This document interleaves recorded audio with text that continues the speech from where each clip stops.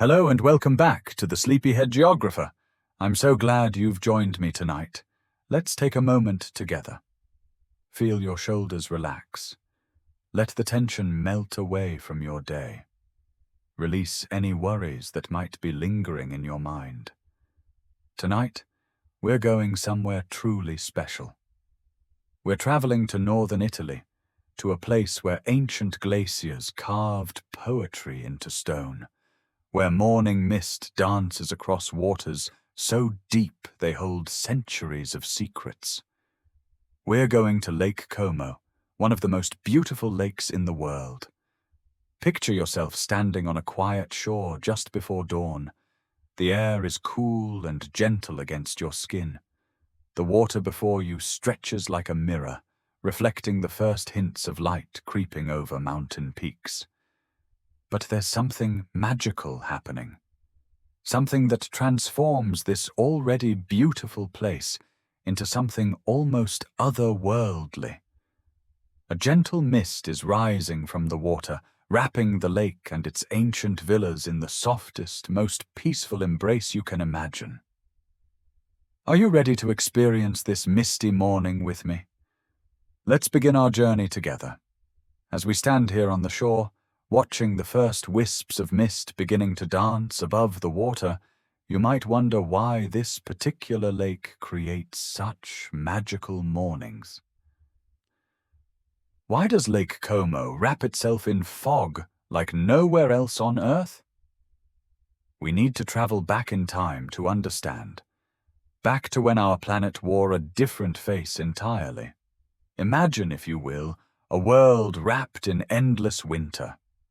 Picture vast rivers of ice, thicker than mountains, are tall, flowing slowly but relentlessly through valleys that would one day cradle our peaceful lake. This was the world of the great glaciers.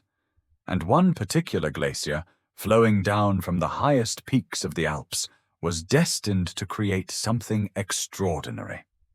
It followed the path of an ancient river, the Adda, but this frozen river had the power to reshape the very earth itself. For thousands upon thousands of years, this glacier moved like a patient sculptor. It carried with it the grinding power of countless stones and boulders, frozen into its icy embrace. As it flowed, these rocky tools carved and scraped and gouged the bedrock beneath, grain by grain, century by century. The glacier was an artist, and its masterpiece was taking shape in the stone. But this wasn't just any ordinary carving. The ice discovered weaknesses in the rock, ancient fractures and fault lines, and it followed them, widened them, deepened them. And as it carved, something beautiful began to emerge. The glacier was creating a shape like no other, a valley that resembled a great letter Y. One arm stretched toward what we now call Lecco, another toward Bellagio and beyond, and the third toward the city of Como itself. Where these three arms met, the glacier carved deepest of all, creating a basin that would one day hold water so deep it seems to have no bottom. 400 meters deep. Can you picture such a depth? If you were to stand at the very bottom of Lake Como and look up toward the surface, you would see the equivalent of a skyscraper stretching above you.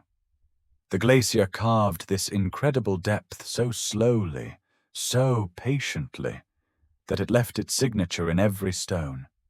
And then, as all ice ages must, the great cold began to retreat. The climate warmed. The mighty glacier that had shaped this valley began to weaken and withdraw. As it melted away, it left behind its greatest gift, the deep, perfectly carved basin that would become Lake Como. Water began to fill the glacier's masterpiece. First came the meltwater from the retreating ice itself, crystal clear and cold as winter mornings. Then came water from springs deep underground, bubbling up from hidden sources in the mountains. Rain and snow from the surrounding peaks added their contributions, stream by stream, drop by drop. The water found its level in the deep basin, and Lake Como was born. But this was no ordinary lake. The unique Y shape that the glacier had carved gave it 3 distinct personalities, 3 different arms that each caught light and weather in their own special way. The depth that the ancient ice had created gave the lake magical properties. Deep water holds on to its memories. It warms slowly in summer, storing up heat like a giant natural battery. It cools slowly in winter, releasing that stored warmth back into the air above. This deep memory of temperature is why, even now, on this cool morning, the water beneath us is still warm from last summer's sunshine. And this is the secret of our morning mist. As we stand here watching the fog begin to form, we're witnessing the lake sharing its memories with the cool morning air. The warm water, still holding on to summer's heat, is breathing out moisture into the cooler air above. Each tiny droplet of mist carries with it some of that ancient warmth, some of that deep memory. The mountains around us tell their own part of the story. Look closely at the rocky slopes rising on all sides, and you can still see the marks that long ago glacier left behind. There are smooth, polished surfaces where the ice once flowed. There are scratches and grooves that show exactly which direction the great river of ice was moving. The glacier also left behind gifts of stone and soil. As it carved deeper into the earth, it gathered up rocks and debris, carrying them along like a slow-moving river carries driftwood. When the ice finally melted, these stones were left behind in carefully arranged piles called moraines. Some of these ancient stone piles now form the gentle hills where the most beautiful villas and gardens grow. The very soil beneath the olive trees and cypress groves around the lake was created by that patient glacier. It ground up solid rock into fine particles and mixed them with organic matter, creating the rich earth that makes the famous gardens of Lake Como possible. This glacial soil drains perfectly, but holds just enough moisture for Mediterranean plants to thrive alongside alpine flowers. Even the way water flows into and out of the lake follows the glacier's ancient plan. The Adda River, following the same path the ice once took, enters the lake near Colico in the north and exits near Lecco in the east. Dozens of smaller streams cascade down from the surrounding peaks, each one carrying stories and minerals from the high mountains. As we watch the mist continue to rise from the water this morning, we're seeing the lake's ancient memory made visible. The fog forms because of that incredible depth the glacier carved so long ago. The warm water from far below rises to the surface, meets the cool mountain air, and creates these ghostly veils of moisture that transform the landscape into something from a dream. The glacier is long gone, melted away over 10,000 years ago. But its legacy lives on in every ripple on the water, in every morning mist that rises from the depths, in the very shape of the shoreline where we stand. Lake Como remembers its icy birth, and on misty mornings like this, it shares those ancient memories with anyone patient enough to watch and listen. This is why our lake creates such magical fog. This is why the mist here is different from anywhere else on Earth. We're not just watching water evaporate into air. We're witnessing the lake's conversation with the sky, a daily sharing of memories that began when the world was young and glaciers carved poetry into stone. It's still dark as we settle into our quiet spot along the shore. But darkness here is different from the darkness of cities or even countryside. This is the soft, expectant darkness that comes just before dawn on a lake surrounded by mountains. The kind of darkness that holds secrets and promises magic to come. Above us, the sky is the deep purple black of velvet, scattered with stars that seem impossibly bright in the clear mountain air. But look carefully toward the east, where the lake's arm stretches toward Lecco. Do you see it? The faintest suggestion that the darkness isn't quite as deep there as it was just moments ago? We're in that precious time that photographers and painters love most, the hour before sunrise when the world exists in a state of gentle anticipation. The mountains around us are still just dark silhouettes against the star-filled sky. But if you know how to look, you can see them preparing for the day to come. The air around us carries the coolness that settles over water in the hours before dawn. It's not the sharp cold of winter, but rather a gentle coolness that makes you want to wrap your hands around a warm cup of coffee. The temperature is hovering around 5 degrees Celsius, just cold enough to make your breath visible in tiny puffs if you breathe out slowly. But here's what's fascinating. Beneath our feet, under the dark mirror surface of the lake, the water is holding on to a completely different story. While the air has cooled through the night, the lake water is still warm, perhaps 12 or 13 degrees. This difference might not sound dramatic, but it's everything for what's about to unfold. Listen to the sounds around us. This is the quietest time of day, when even the small towns that dot the shoreline are wrapped in sleep. The only sounds are gentle ones, the soft lapping of tiny wavelets against the rocky shore, the distant rustle of leaves in a light breeze, and somewhere far off, the faint chiming of church bells marking the early hour. The silence feels alive somehow, pregnant with possibility. It's the kind of quiet that makes you want to whisper, as if speaking too loudly might break some invisible spell that's being woven around us. The surface of the lake stretches before us like the darkest glass. It's so still this morning that it perfectly mirrors the few lights scattered across the mountainsides. Tiny golden windows where early risers are already beginning their day. These reflected lights float on the water like fallen stars, creating a second sky beneath the first. But something subtle is happening just above that mirror surface, something you might miss if you weren't watching closely. The lake is breathing. Not breathing as we do, of course, but breathing nonetheless. Invisible water molecules are rising from the warm surface into the cool air above, molecule by molecule creating changes we can't yet see. This is how morning mist begins, not with drama, but with whispers. The lake, holding its stored warmth from months of summer sunshine, is slowly sharing that heat with the cooler air above. It's a conversation between water and sky that happens so gently you might not notice it at first. Now, as we've been sitting here quietly, something beautiful has begun.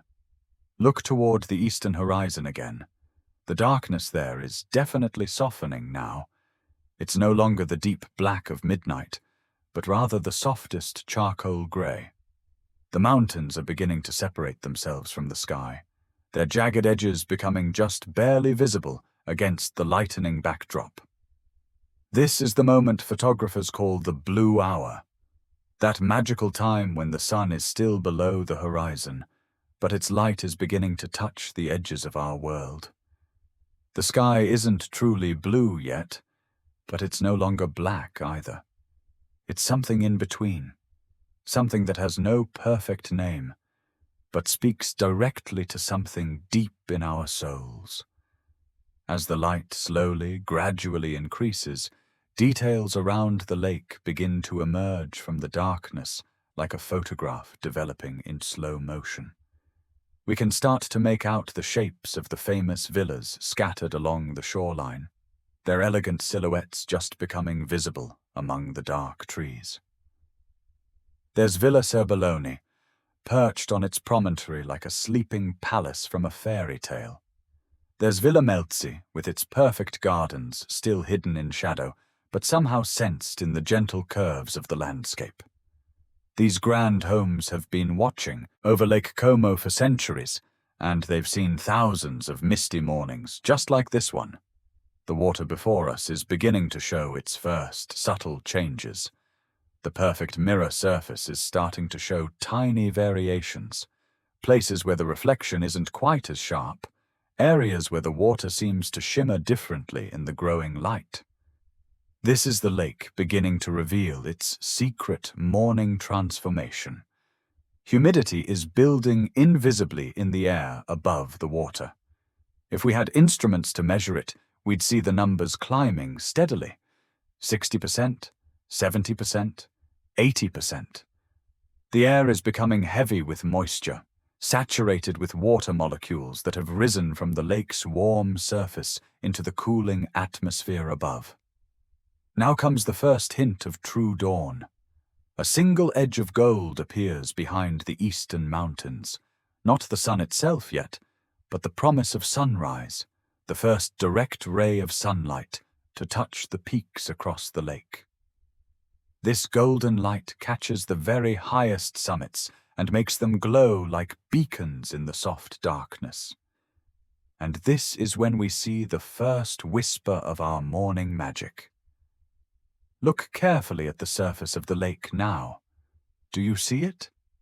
In the quieter coves and protected areas near the shore, the water doesn't look quite as clear as it did just minutes ago. There's a very faint haziness beginning to appear, so subtle you might think your eyes are playing tricks on you. But this is no trick. This is the birth of fog. The warm water continuing to breathe into the cool air has finally reached a tipping point. The air above the lake can no longer hold all the moisture it's receiving. That extra water vapor is beginning to condense into tiny, tiny droplets suspended in the air just above the surface. These droplets are incredibly small, smaller than the width of a human hair, so light they can float on the gentlest air currents. At first, there are only a few of them, scattered and nearly invisible. But as the temperature difference between the warm water and cool air continues, more and more moisture condenses. The droplets multiply, and slowly, almost imperceptibly, they begin to create a veil of mist above the lake. The process is so gradual, it's like watching time itself. You don't notice it happening moment by moment, but if you look away and then look back, you can see that something has definitely changed. The far shore, which was just becoming visible in the growing light, now seems softer somehow, as if viewed through the finest silk. This is one of nature's most gentle magic tricks. There's no thunder, no lightning, no dramatic weather events. Just this slow, peaceful transformation as the lake shares its warmth with the morning air and creates something beautiful in the process. The mist isn't fighting its way into existence. It's simply arriving, as naturally as breath becomes visible on a cold morning. As the sky continues to brighten, we can see that our mist is beginning to take on a life of its own. It's not rising uniformly across the entire lake, but rather forming in patches and streamers, following invisible currents in the air. Near where we sit, thin wisps of vapor are starting to spiral upward, turning slowly as they rise. The fog is still very light, very transparent. We can see through it easily to the water beneath and the mountains beyond. But it's definitely there now, creating a soft, dreamy quality to the morning light. The distant mountains look like they're being viewed through the finest gauze, their sharp edges softened into something more mysterious, more beautiful. This is the moment we've been waiting for. Not the moment when the fog arrives with fanfare, but this gentle awakening when mist begins to bloom above the water like the most delicate flower. We're witnessing one of Lake Como's daily miracles, the transformation of an already beautiful landscape into something that belongs more in dreams than in the waking world. Now we're watching something truly extraordinary unfold before us. As the sun climbs higher behind the eastern mountains, what began as just the faintest whisper of mist above the water is transforming into something that seems alipti. Something that moves and breathes and dances with its own mysterious rhythm. The fog is no longer just a suggestion. It's becoming real, substantial, beautiful. Watch how it rises from the lake's surface in gentle spirals, like nature's own incense burning in slow motion. The wisps we noticed just minutes ago are growing thicker, more visible, more confident in their ethereal dance above the water. But this isn't happening everywhere at once. The mist has favorites, special places where it likes to gather and grow. Look toward that quiet cove near Villa Melzi, where the shore curves gently inward and the water is most protected from any breeze.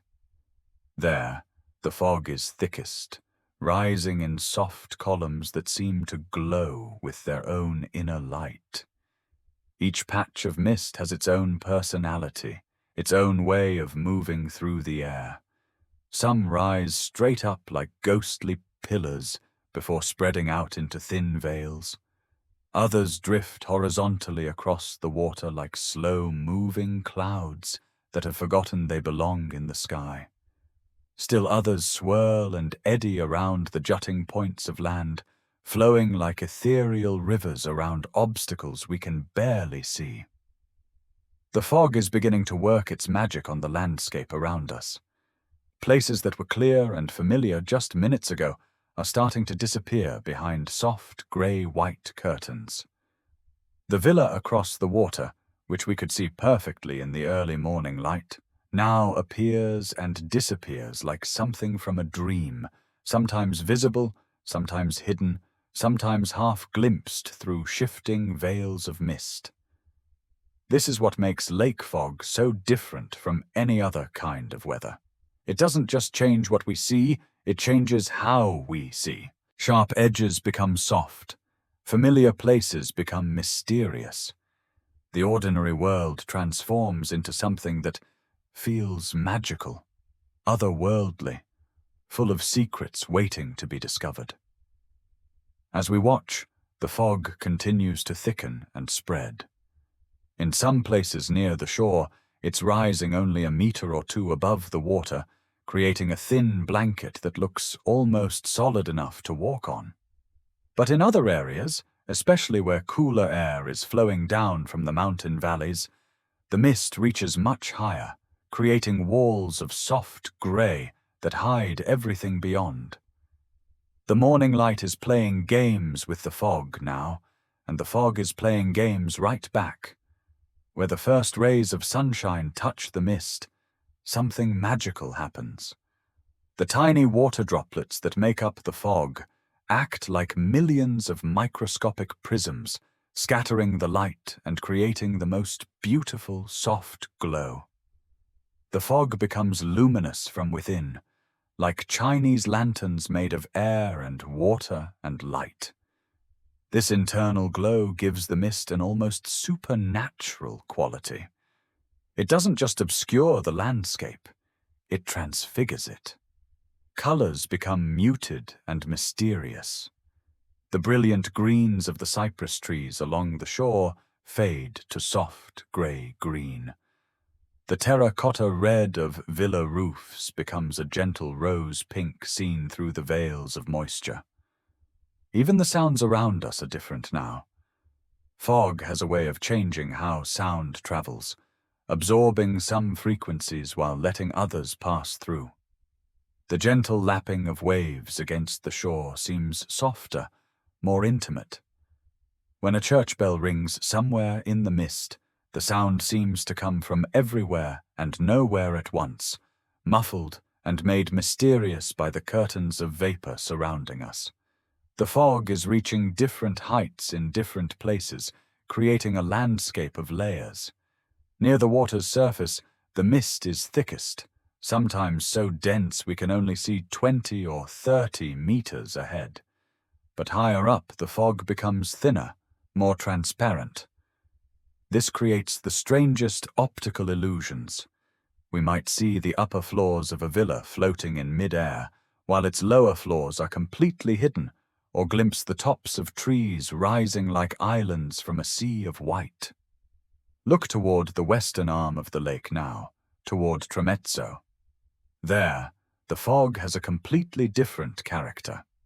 That branch of the lake runs more east to west, so the morning sun is hitting it at a different angle. The mist there glows with golden light, looking almost solid, like a river of liquid gold flowing above the invisible water. Now turn toward the eastern arm, toward Varenna and Lecco. The fog there is cooler, whiter, more mysterious. That branch is still in shadow, protected from the direct morning sun by high mountains. The mist there seems to have its own pearl-like luminescence, soft and otherworldly, and utterly beautiful. The way the fog interacts with the landscape tells us stories about the invisible world of air currents and temperature differences around the lake. Where the shore is rocky and steep, the mist flows around the obstacles like slow water, creating eddies and swirls. Where there are gentle beaches or marshy areas, the fog spreads out more evenly, creating broad patches of uniform white. The grand villas scattered around the lake are creating their own fog effects. Buildings that are warmed by early morning sunshine create tiny updrafts of warm air that can push the fog away, creating clear zones around them like invisible umbrellas. Other buildings, still cool from the night, seem to attract the mist, becoming partially or completely veiled in the soft grey curtains. Villa Carlotta, across the water, is playing the most beautiful game of hide-and-seek with the fog. One moment we can see its elegant facade clearly through a gap in the mist. The next moment it's gone, hidden behind a drifting veil of white. Then it reappears again, but only partially, like a half-remembered dream slowly coming back to consciousness. The fog is not uniform in its density either. In some places it's so thin we can see through it, like looking through frosted glass. Everything is there, just softened and made mysterious. In other places, particularly over the deepest parts of the lake where the warmest water rises from far below, the fog is thick enough that visibility drops to just a few meters. These variations create a landscape that's constantly changing before our eyes. Patches of fog drift across the water like slow-moving ghosts. Sometimes they reveal glimpses of the lake beneath, creating windows of dark blue water surrounded by walls of white. Sometimes they merge together, thickening into barriers of mist that make the familiar lake seem infinite and unknowable. The boats that operate on the lake during these foggy mornings move like phantoms through the mist. We hear their engines long before we see them, muffled sounds that seem to come from another world. When they do appear, suddenly emerging from the fog like ships from a fairy tale, they're often barely visible, just dark shapes moving slowly and carefully through the white. The local boat operators know this lake so well, they can navigate even in the thickest fog, using landmarks they can barely see, listening to the echoes of their engines off invisible shorelines, feeling their way through waters they've traveled thousands of times before.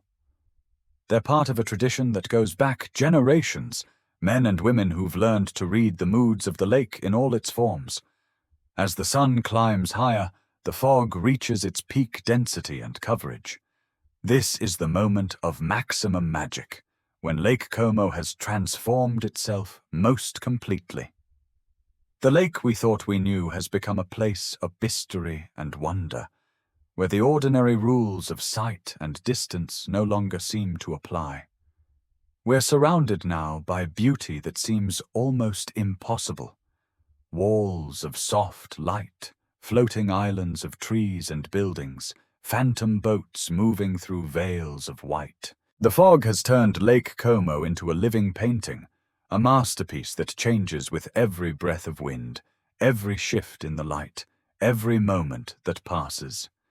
This is the gift the lake gives us on certain perfect mornings, the chance to see the world transformed, to witness the everyday become extraordinary, to understand that beauty isn't just something we look at, but something we can step inside and become part of.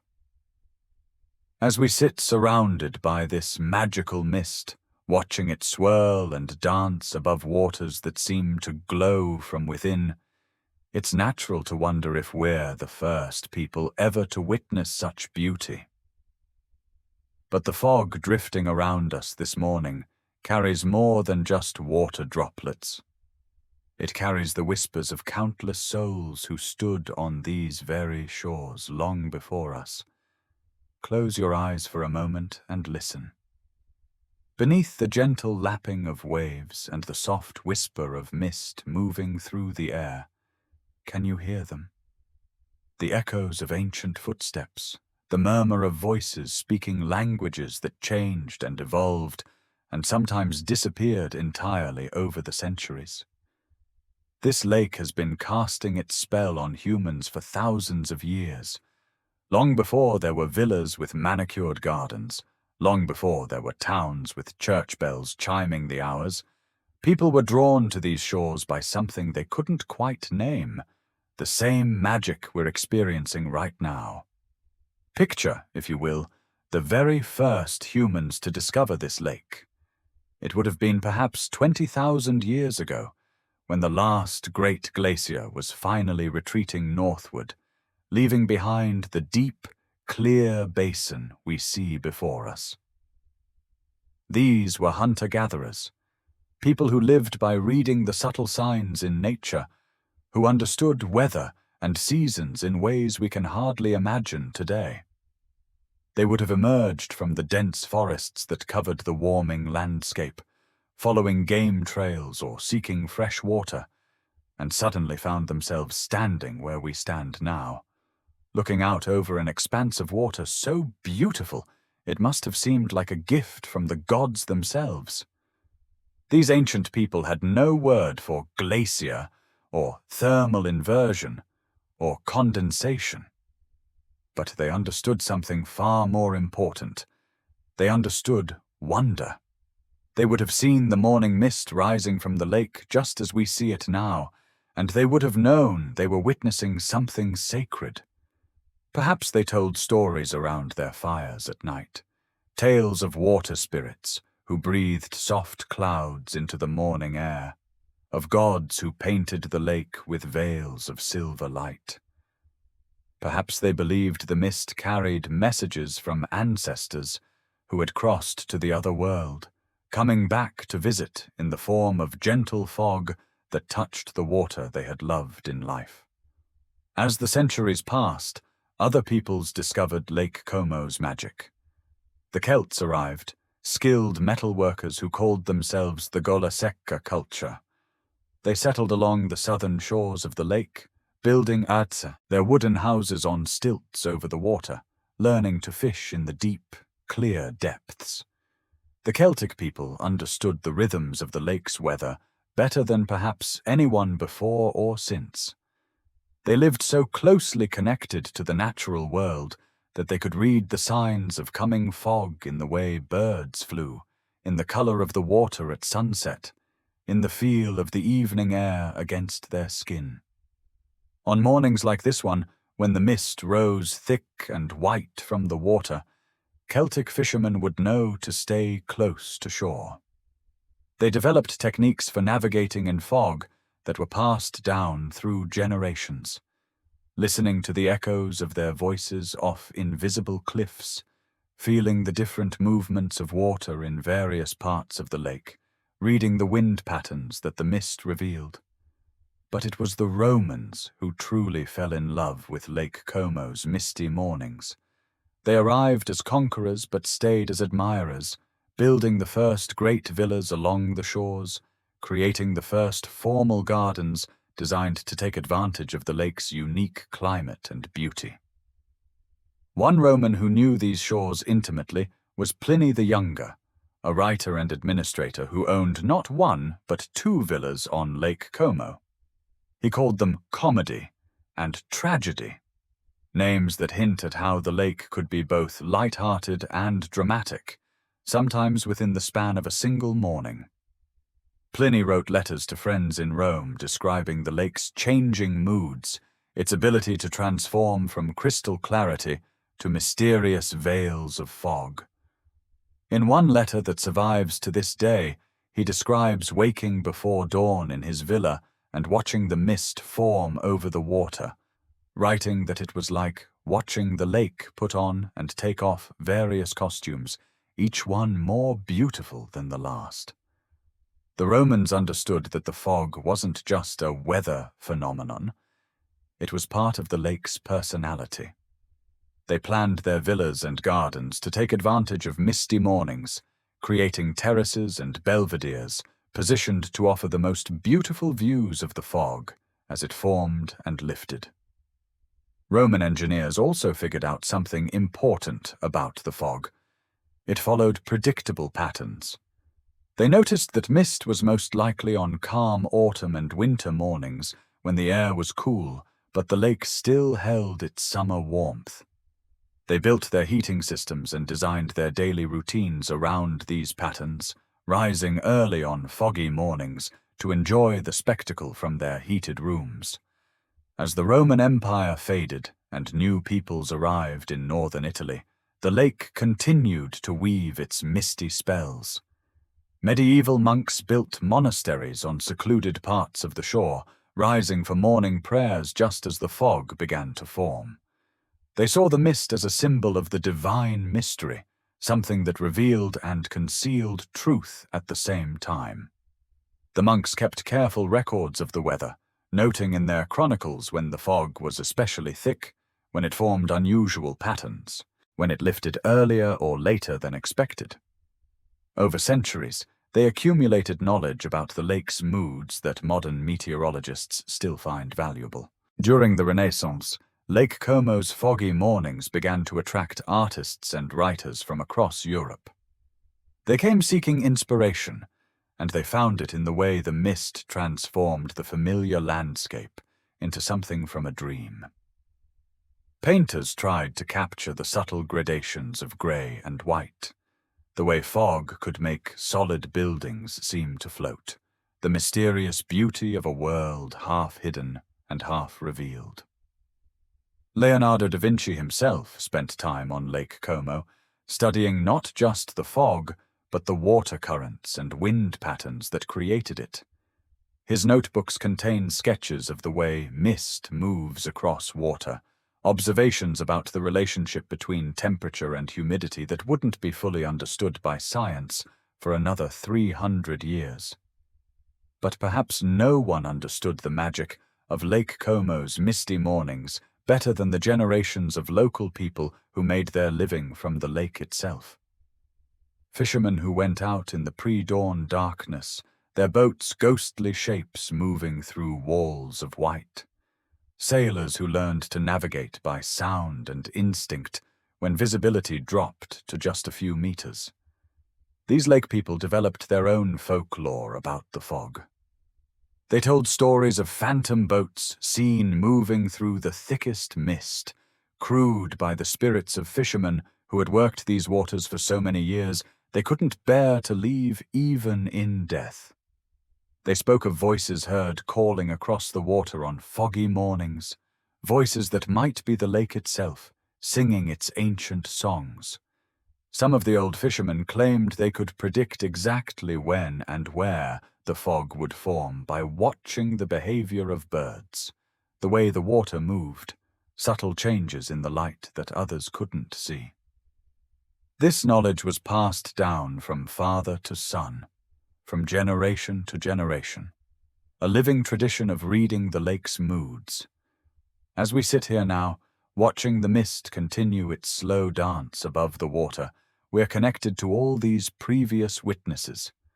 The fog surrounding us this morning is the same phenomenon that amazed Paleolithic hunters, that inspired Celtic storytellers, that moved Roman poets to write letters that people still read 2,000 years later.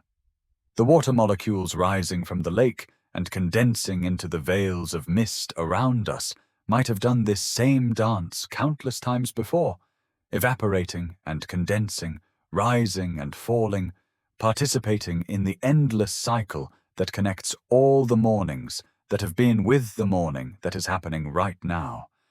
This is part of what makes Lake Como's foggy mornings so profound. We're not just watching a beautiful weather event. We're participating in a tradition of wonder that stretches back to the very beginning of human consciousness, connecting us across the centuries to everyone who has ever stood on these shores and marveled at the lake's ability to transform the ordinary world into something magical. The ancient peoples who first saw this lake understood something we sometimes forget in our modern world, that beauty like this isn't just something to observe, but something to be part of, something that changes us as we watch it unfold. As the fog continues to thicken around us, something extraordinary is happening to the grand villas that line Lake Como's shores. These elegant palaces, built by wealthy families over the centuries to take advantage of the lake's perfect climate and stunning views, are now performing the most magical disappearing act you could imagine.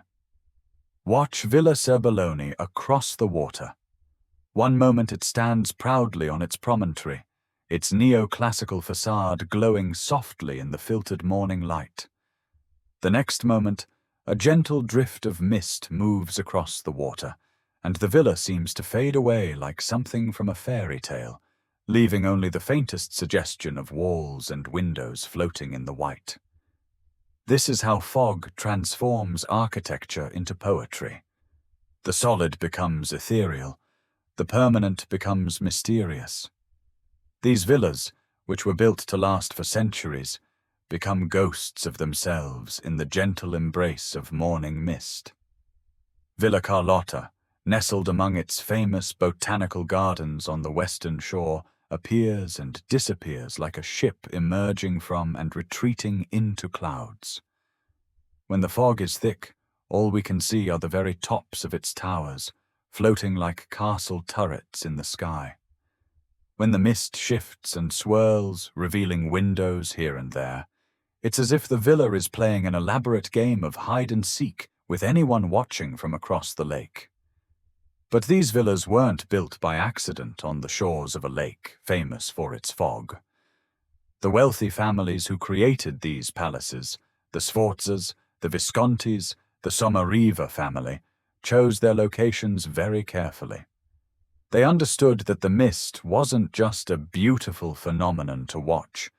It was part of the lake's character, part of what made living here so special.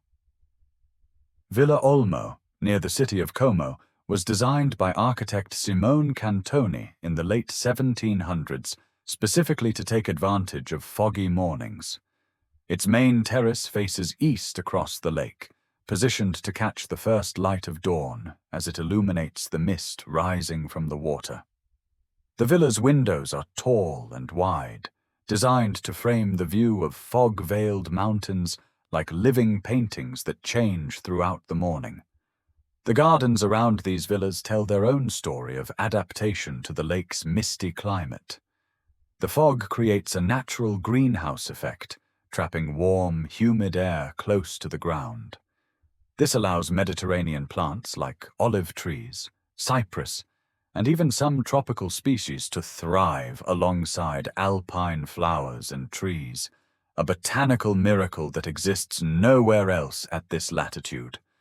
Villa Melzi, with its English-style gardens stretching along the water's edge, becomes something from a dream when fog drifts through its carefully planned paths and groves.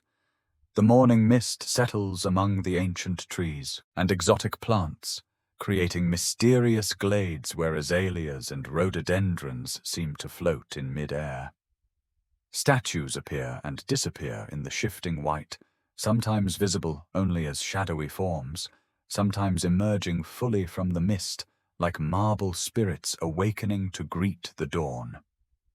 The architects and garden designers who created these magnificent estates understood something profound about the relationship between fog and beauty.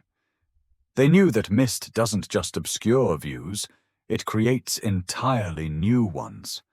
A garden that might seem formal and predictable in bright sunshine becomes mysterious and romantic when veiled in morning fog. Count Francesco Melzi de Riel, who commissioned his villa in the early 1800s, specifically instructed his landscape architects to create viewing points that would be most beautiful during foggy conditions. Hidden benches were placed along winding paths so that visitors could sit quietly and watch the mist move through the garden like slow rivers of light. The villa's famous chapel, a small neoclassical building reflected in an ornamental pond, performs its own daily magic show when fog is present. Sometimes the chapel itself is clearly visible, while its reflection disappears completely into the mist-covered water. Other times the opposite happens. The building vanishes into white, while its perfect mirror image floats mysteriously on the surface of the pond, as if the fog has turned the world upside down. Villa del Balbianello, perched on its peninsula near Leno, may be the most magical of all in foggy conditions. Built in the 18th century on the ruins of a Franciscan monastery, the villa seems to float above the mist like a ship sailing through clouds. Its elegant loggia and terraced gardens appear to be suspended in mid-air when the fog is thick below, but the building itself catches the early morning light. The villa's famous gardens cascade down toward the water in a series of terraces, each one designed to offer a different perspective on the lake's moods. When morning fog rolls across the water, each terrace reveals itself at a different moment, creating a cascade of surprises as the mist shifts and swirls around the carefully planted slopes. These villas have witnessed centuries of foggy mornings, each one unique, each one memorable in its own way. The walls of Villa Serbelloni, for instance, have sheltered guests like Queen Victoria, who wrote in her diary about waking to find the lake completely hidden beneath a sea of white clouds that made her feel as if she were living in the sky itself. The villa's magnificent gardens, created over centuries by different owners, include plants from around the world that were specifically chosen to thrive in the humid, misty microclimate created by the lake's fog. Camellias from Asia bloom alongside Mediterranean olives, while alpine wildflowers grow next to tropical palms, a botanical impossibility made possible by the lake's foggy mornings. Villa Carlotta's famous sculpture galleries take on an otherworldly quality when viewed through fog-dampened windows. The white marble statues seem to glow with their own light, visible even when the gardens outside have disappeared completely into the mist. Visitors in the 19th century wrote about the strange, beautiful effect of viewing classical sculptures while the world outside existed only as shifting veils of white. The villa's botanical garden, one of the most famous in Italy, includes a valley filled with rhododendrons and azaleas that becomes absolutely magical in foggy conditions. The bright blooms seem to float disconnected from their branches when the mist is thick, creating the illusion of flowers suspended in mid-air like exotic butterflies that have forgotten how to land. But perhaps the most remarkable thing about these villas in the fog is how they demonstrate the relationship between human creativity and natural beauty. The families who built these palaces could have chosen any location for their grand homes. They had the wealth to build anywhere in Europe, to create estates in places with predictably sunny weather and clear views. Instead, they chose this lake with its misty mornings, its changing moods, its tendency to wrap even the most magnificent architecture in veils of mystery. They understood that true beauty isn't just about what you can see clearly. It's also about what's suggested, what's half hidden, what changes and transforms and surprises you every single day. The fog has been both protector and revealer for these villas.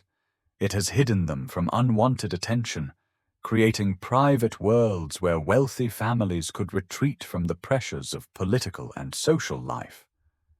At the same time, it has revealed the true genius of their architecture and garden design, showing how human creativity can work with natural phenomena to create something more beautiful than either could achieve alone. As morning progresses and the sun climbs higher, we can see how the mist is beginning to change its relationship with the villas. What began as concealment is slowly becoming revelation. The fog isn't disappearing all at once. Instead, it's retreating gradually, uncovering the buildings and gardens bit by bit, like a slow, magnificent unveiling. First, the highest towers and chimneys emerge from the white. Then the upper floors of the buildings appear, floating like castles in the air.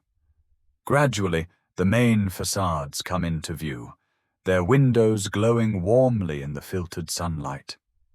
Finally, the gardens begin to show themselves. First the tallest trees, then the terraces, then the paths and flower beds that connect everything together. This slow revelation is perhaps even more beautiful than the concealment that came before. Each villa emerges from its misty cocoon transformed, somehow more elegant and mysterious than it was in yesterday's clear sunshine. The fog has done what the finest artists try to do. It has made the familiar seem new, the ordinary seem extraordinary. This is the gift that Lake Como's morning mist gives to the magnificent villas along its shores. Not just beauty, but transformation. Not just shelter, but mystery. Not just a view, but an experience that changes with every breath of wind, every shift in the light, every moment that passes in this magical dance between human creation and natural wonder. Now something wonderful is beginning to happen. As we've been sitting here watching the fog work its magic on the lake and its elegant villas, the sun has been climbing steadily higher behind the eastern mountains. And the mist that seemed so solid, so permanent just an hour ago, is beginning to show the first signs of its daily transformation. This is the moment many people consider the most beautiful part of a foggy morning on Lake Como, not when the mist is at its thickest, but when it begins to lift and change, revealing the hidden world beneath in the most gradual, gentle way imaginable. It's like watching a master magician perform in reverse, slowly revealing the secrets behind the most beautiful illusion you've ever seen. Look carefully at the fog now. Do you notice how it's beginning to separate into layers? The mist that was uniform and solid-looking before is starting to show different densities, different thicknesses.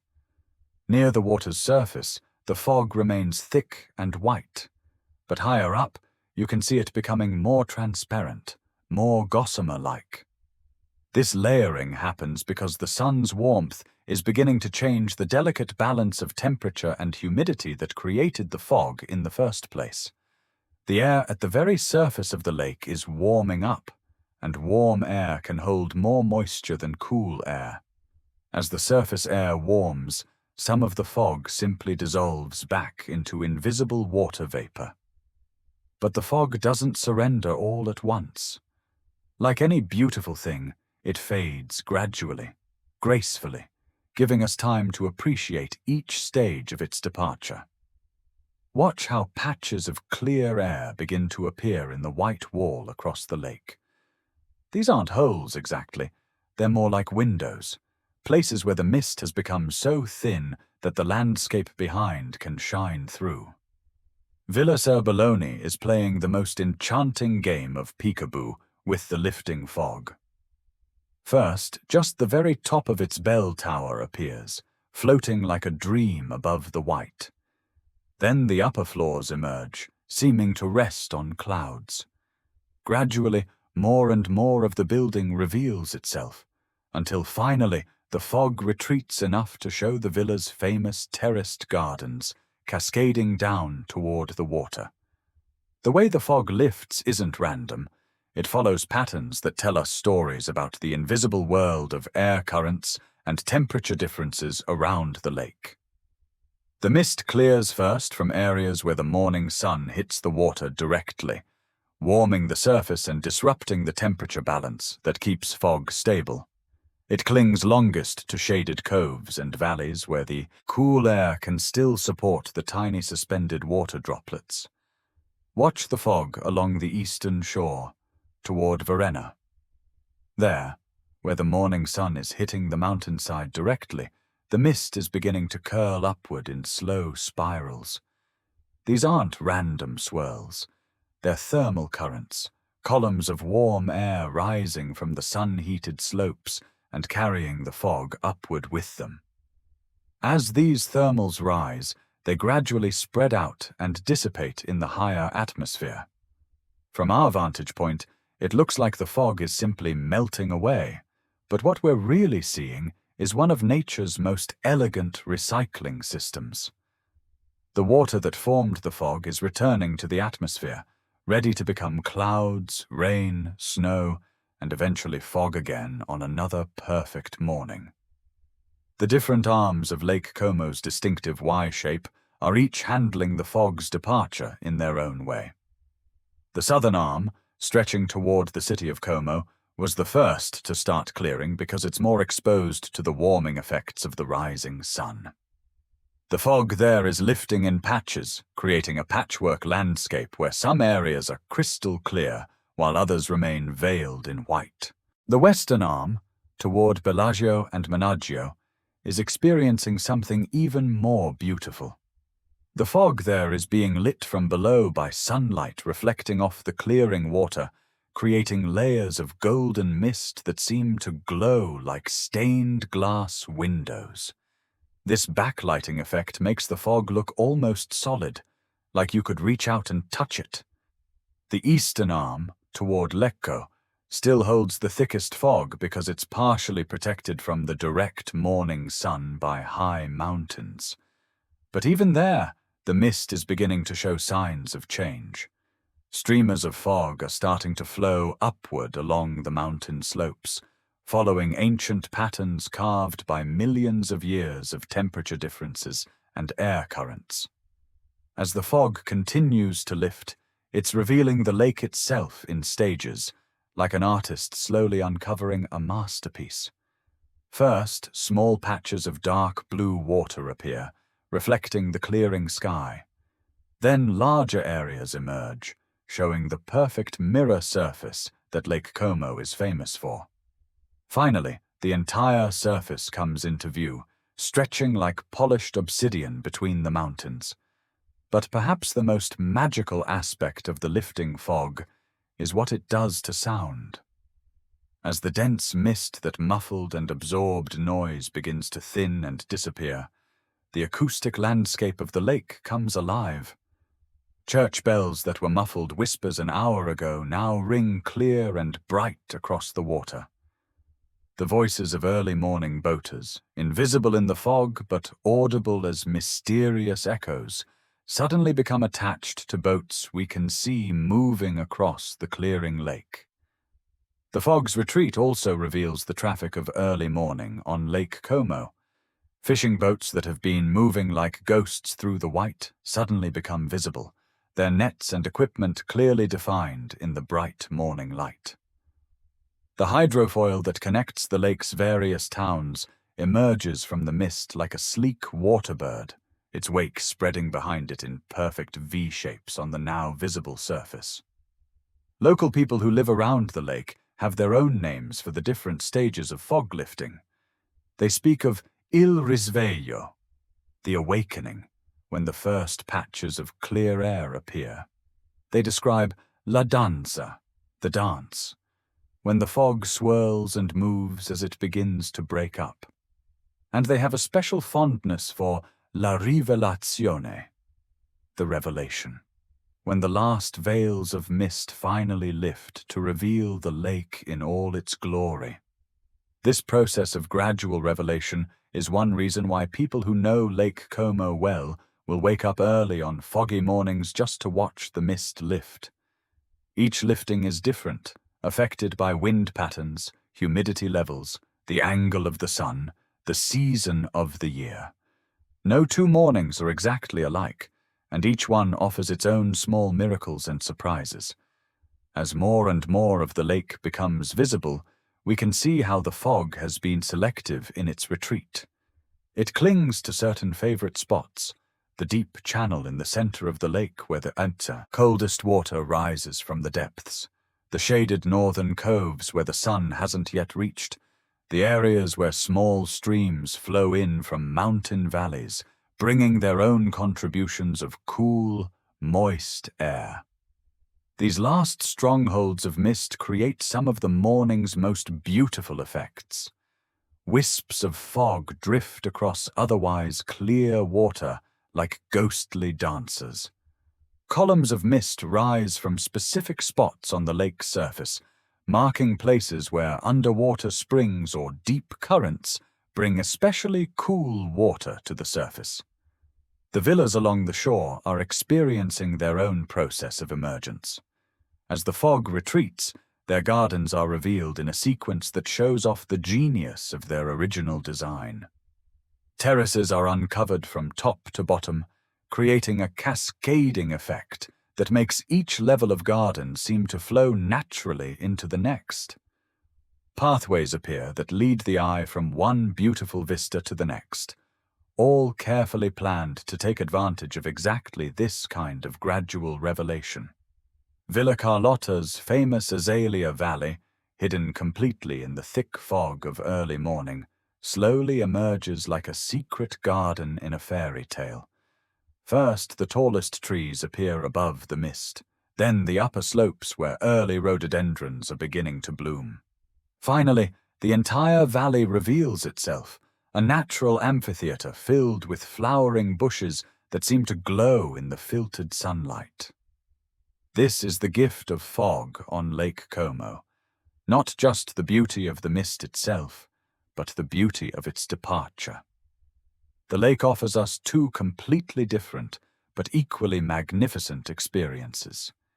The mysterious, dreamy world of thick fog, and the gradual, magical process of that world slowly giving way to crystal clarity and brilliant sunshine. As we sit here watching the final wisps of mist drift across the now mostly clear water, we've experienced something that connects us to centuries of observers who have sat in these same spots, watching these same daily miracles unfold. The fog has given us a gift that no amount of money can buy and no technology can replicate. The experience of watching the world transform itself, slowly and gracefully, from mystery to revelation. As the fog continues its slow retreat across Lake Como, something wonderful is happening beneath the surface of the water. While we've been mesmerized by the mist above, an entire hidden world has been quietly going about its morning routines in the depths below, a world that the fog actually helps to create and sustain. Let's imagine we could slip beneath the surface for a moment, diving down through the clear, cool water to see what the lake looks like from below.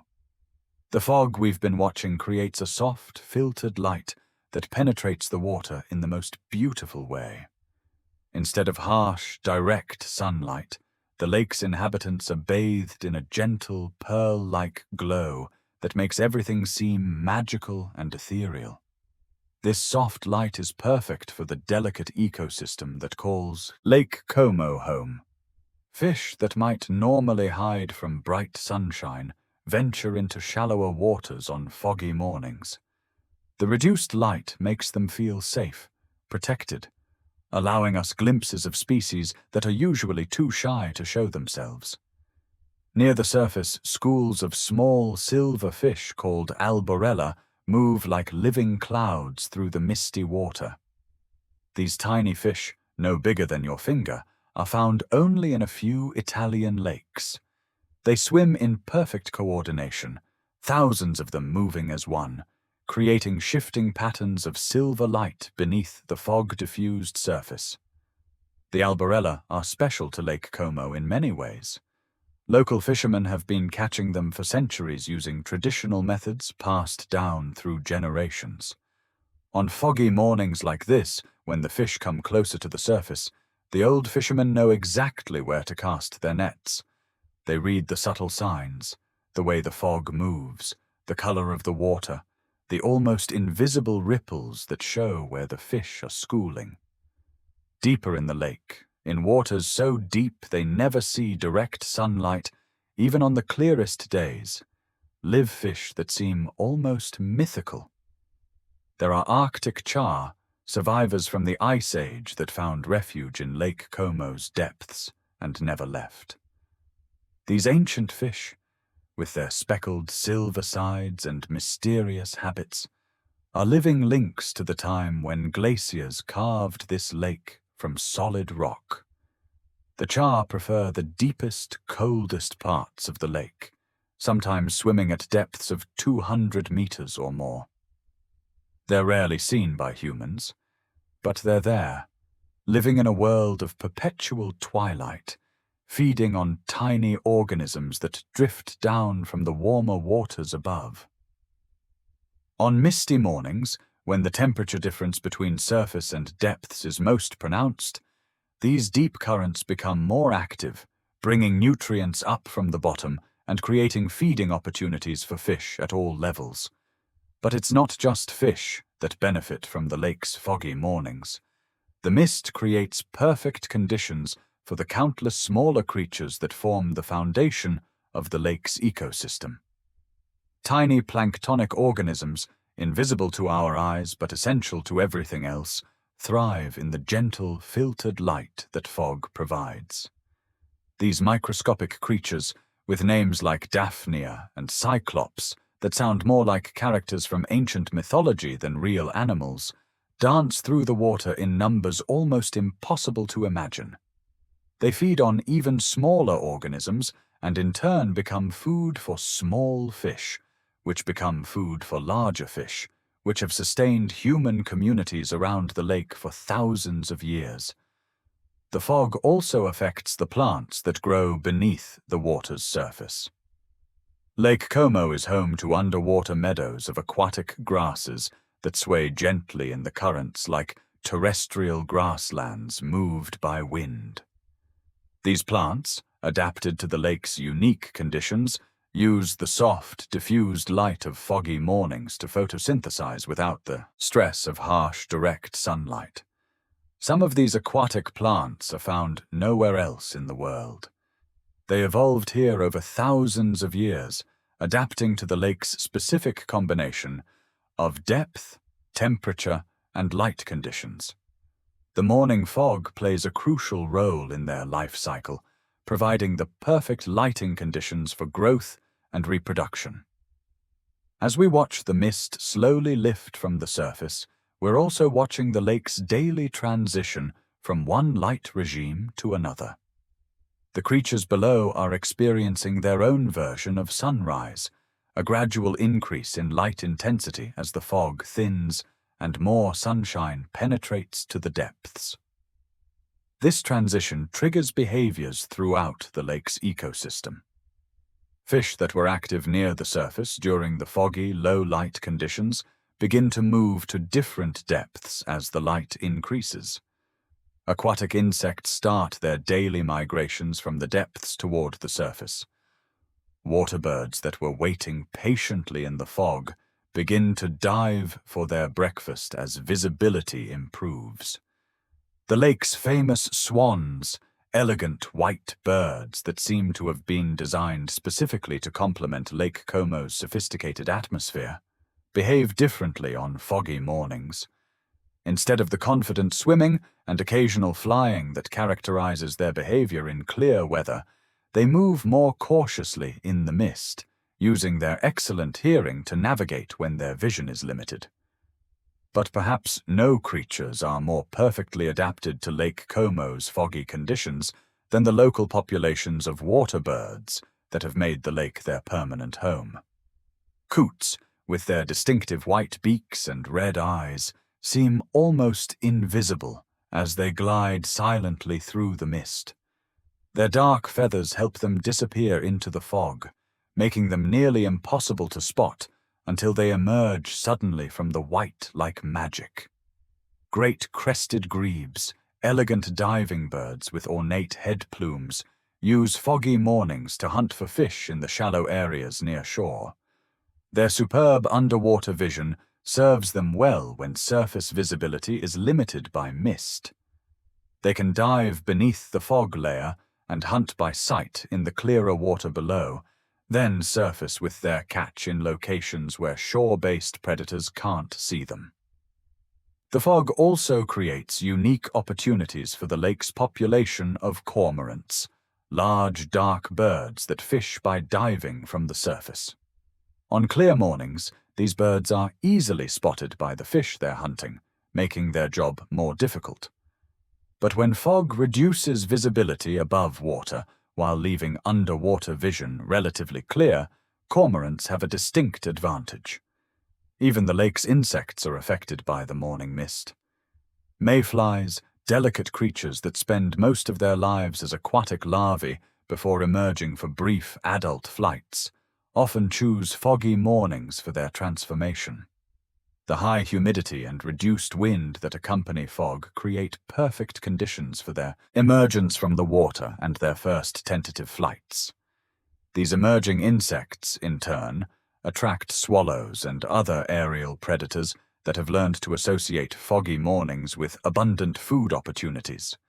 The birds sweep through the mist like fighter pilots, their incredible maneuverability allowing them to catch insects even when visibility is severely limited. Beneath the fog, the lake's surface tension creates fascinating microenvironments. Water striders, insects that literally walk on water, find foggy conditions ideal for their lifestyle. The mist provides moisture without the disturbance of wind-driven waves, creating calm surface conditions where these remarkable creatures can hunt and mate. The interaction between fog and water creates other magical phenomena too. Sometimes when conditions are just right, the lake's surface becomes perfectly mirror-still beneath a thick layer of mist. In these moments, it's impossible to tell where the water ends and the fog begins. Fish jumping near the surface seem to leap directly into white nothingness, while water birds appear to swim through air as much as through water. This blending of water and air, liquid and gas, creates habitat opportunities that exist nowhere else. Some birds, like the little grebe, seem to have evolved specifically to take advantage of these conditions. They can disappear completely beneath the surface when threatened, then reappear in an entirely different location, using the fog as cover for their underwater escape routes. The temperature variations that create fog also create currents and circulation patterns in the water that affect every living thing in the lake. As warm water rises from the depths and cooler surface water sinks, nutrients are distributed throughout the lake's ecosystem. Plankton and organic matter are carried to places they wouldn't normally reach, creating feeding opportunities for creatures at all levels. These circulation patterns are strongest during the hours when fog is forming and lifting, making foggy mornings some of the most ecologically active times on Lake Como. It's as if the entire lake comes alive when the mist begins to rise, with every creature from the smallest plankton to the largest fish participating in a daily dance of feeding, reproduction, and survival. As the sun climbs higher and the fog begins its final retreat, we can see the lake's ecosystem transitioning back to its daytime patterns. The changes are subtle but profound. Shifts in feeding behavior, in migration patterns, in the very rhythm of life beneath the surface. This hidden world beneath the fog reminds us that Lake Como's morning magic extends far beyond what we can see from the shore. The mist above is beautiful, but it's also a sign of the complex, thriving ecosystem below.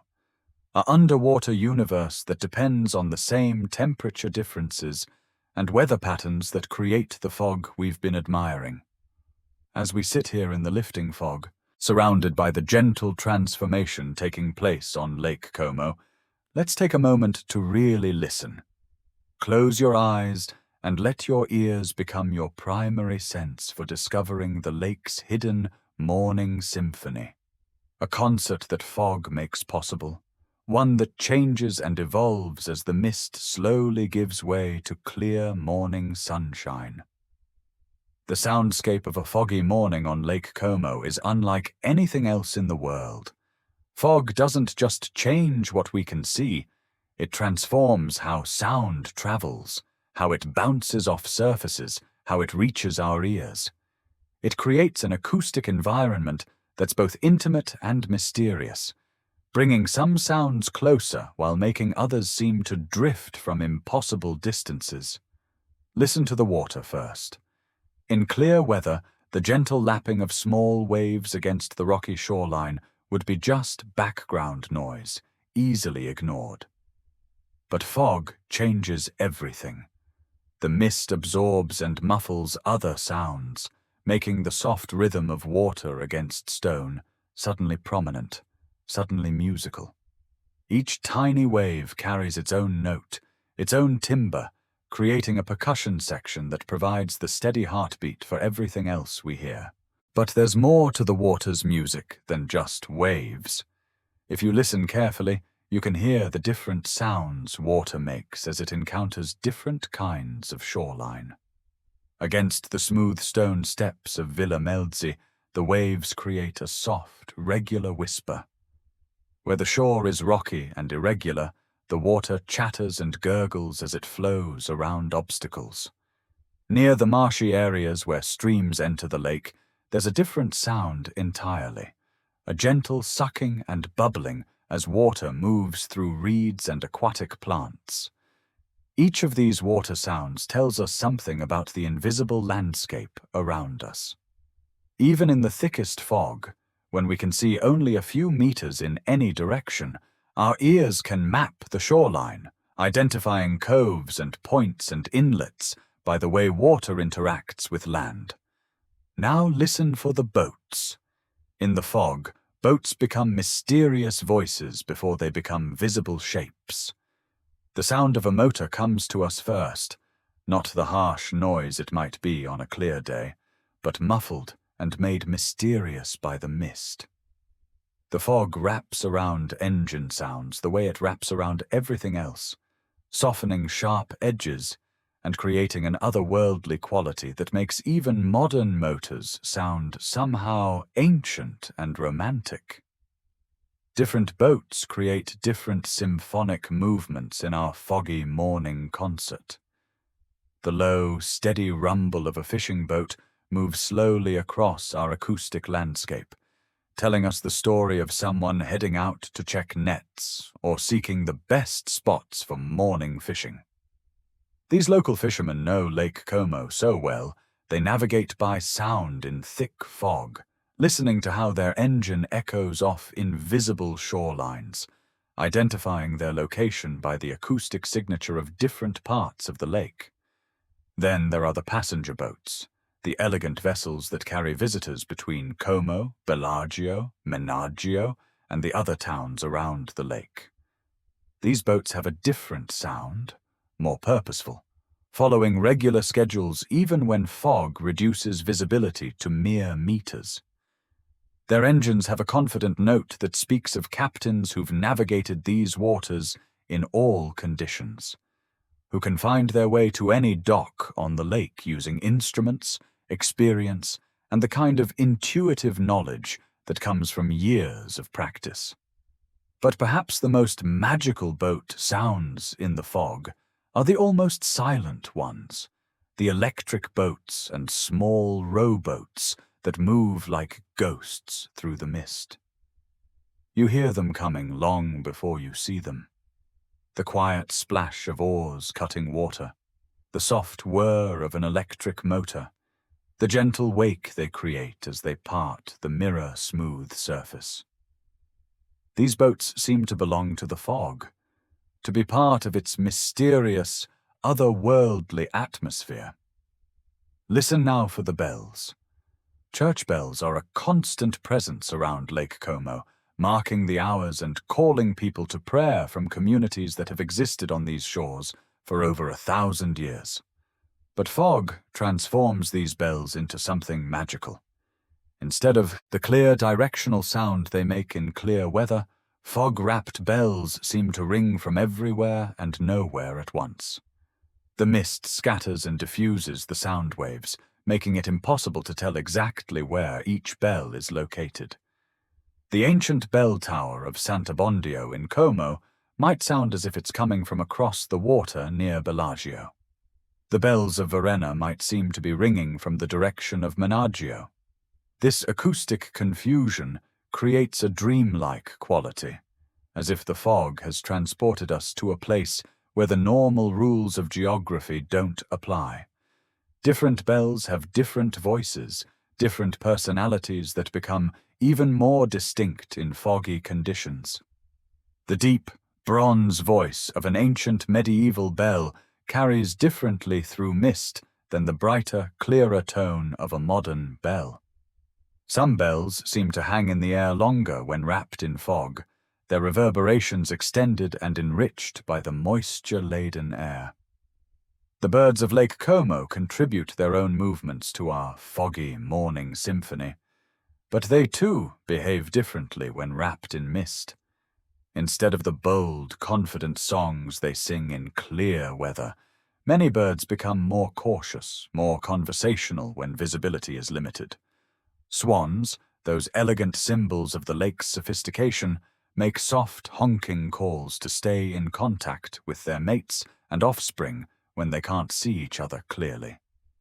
These calls have a haunting quality in the fog, sometimes seeming to come from directly overhead when the birds are actually on the water just a few meters away. Coots and other water birds make quiet, splashing sounds as they paddle through areas where they think they're hidden by the mist. The soft slap of their feet against water creates gentle rhythms that blend with the lapping of waves. Occasionally you'll hear the sudden splash of a coot or grebe diving for fish, followed by the smaller splash as they surface with their catch. Seagulls, usually raucous and obvious, become mysterious voices in the fog. Their calls seem to come from impossible directions, sometimes seeming to originate from directly above, sometimes from far across the water. The mist plays tricks with their voices, just as it does with church bells, making the familiar seem otherworldly and strange. But perhaps the most beautiful bird sounds in the fog are those of the smaller songbirds that live in the gardens and forests around the lake. Robins, blackbirds, and wrens continue singing even when wrapped in mist. But their songs take on a different quality. The fog seems to create natural reverb, making each note richer, more resonant, more musical. Some birds seem to actually prefer foggy conditions for singing. The moisture in the air may make it easier for their voices to carry, or perhaps the reduced visibility makes them feel safer, more willing to announce their presence with song. Whatever the reason, the dawn chorus on a foggy morning around Lake Como is often more beautiful and complex than on clear days. Listen, too, for the sounds of the lake's human communities waking up. Fog muffles, but doesn't eliminate the gentle sounds of daily life beginning around the shoreline. Somewhere in the mist, shutters are being opened as people wake to discover the magical weather outside their windows. Coffee machines hiss and gurgle as early risers prepare for their day. Doors open and close as people step outside to experience the fog for themselves. These human sounds, filtered through layers of mist, become part of the lake's morning symphony. They remind us that we're not just observers of this natural phenomenon, but part of a community that has been experiencing foggy mornings on Lake Como for centuries. The sounds of daily life continuing despite the fog speak to the lake people's deep familiarity with these conditions, their acceptance of mist as just another beautiful variation in their lake's endless moods.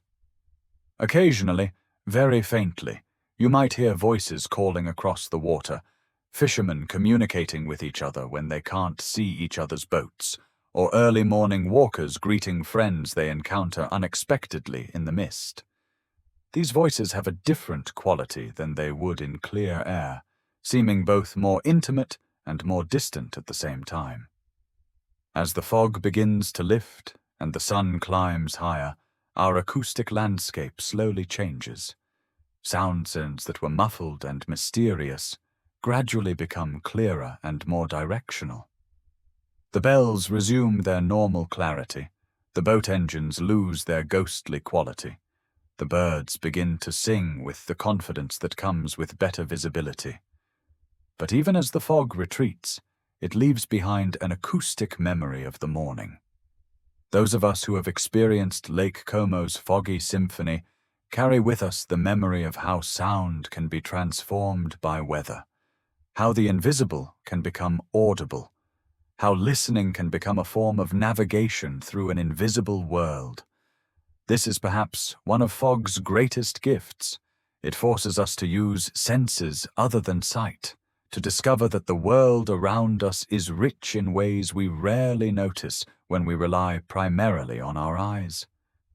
In the gentle embrace of morning mist, Lake Como reveals not just its visual beauty, but its hidden music, its secret songs, its whispered conversations between water and air, land and sky. And now, as we sit here watching the final wisps of mist drift away across the crystal-clear water, we find ourselves witnesses to one of nature's most gentle and profound daily transformations. The fog has completed its morning dance, lifting slowly from Lake Como like a silk veil being drawn away from the world's most beautiful face. The lake stretches before us now in all its glory. The deep blue water reflecting snow-capped peaks, elegant villas standing proud among their gardens, the ancient towns nestled into hillsides that have sheltered human communities for thousands of years. But we who watched the fog's slow retreat know something that visitors arriving now in the bright sunshine will never know.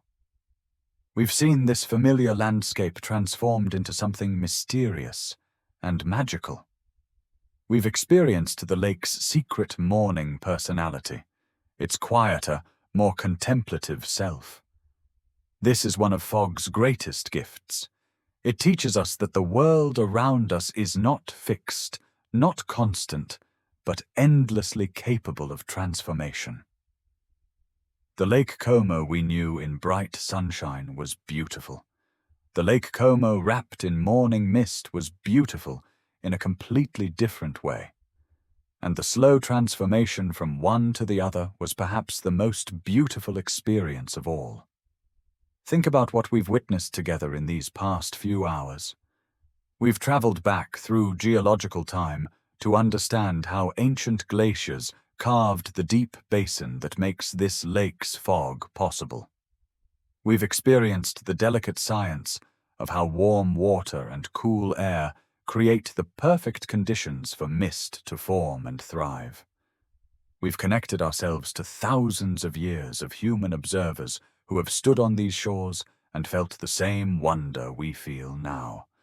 We've watched elegant villas play hide and seek with the lifting fog, appearing and disappearing like palaces in fairy tales. We've listened to the lake's hidden symphony, learning how fog changes not just what we see, but what we hear. We've glimpsed the invisible world beneath the water's surface, understanding how the mist affects every living creature in the lake's ecosystem.